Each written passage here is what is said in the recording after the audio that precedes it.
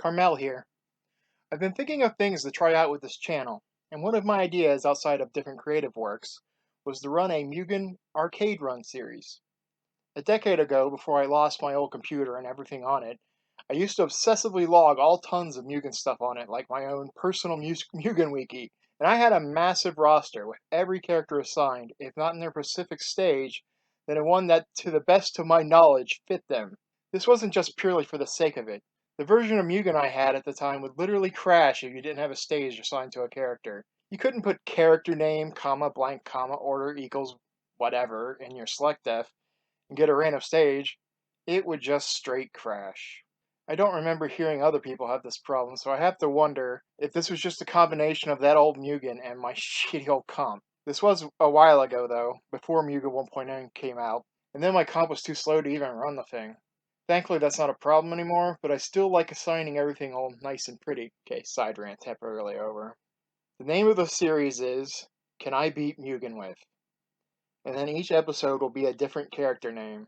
It'll be 12 rounds of progressing difficulty 6 easy, 3 medium, 2 hard, and 1 boss. To elaborate a little more on that, you can think of it as if you're playing with a character you're actively good with, then easy means you basically don't have to try.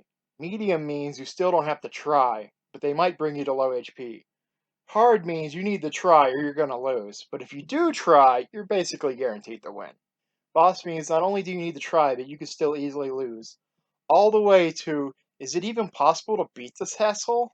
Boss has the widest spectrum of how hard you can expect them to be, and while I could make 2 distinct levels of boss, it's really hard to draw that line on a lot of them.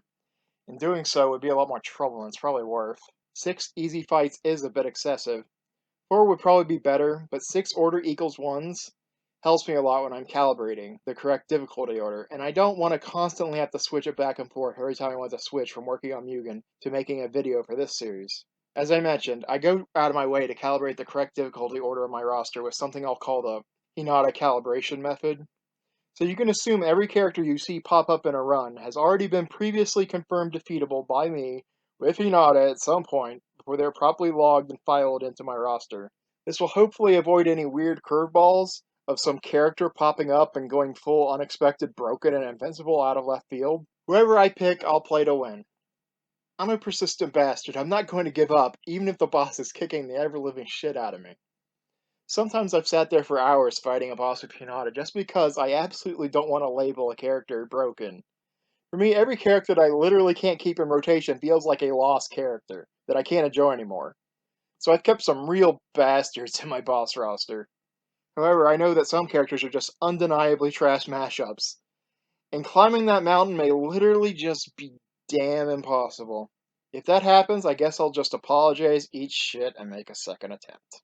I have a very goal-oriented mind, and this series will hopefully give my brain a good excuse to enjoy and get more out of Mugen. Even better if it helps inspire and helps my own creations have a better move variance. Feel free to request anyone. I can't promise I'll pick them, but I'll certainly prioritize them.